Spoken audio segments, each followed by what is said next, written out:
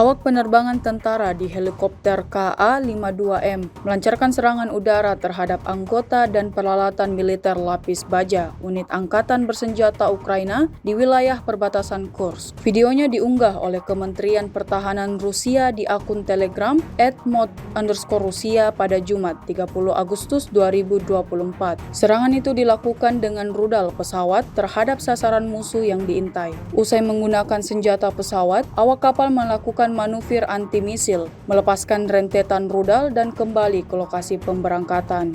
Menurut laporan pilot pesawat, personil dan peralatan militer lapis baja Angkatan Bersenjata Ukraina hancur total di arah ini. Hingga video ini beredar, beragam komentar dituliskan warganet.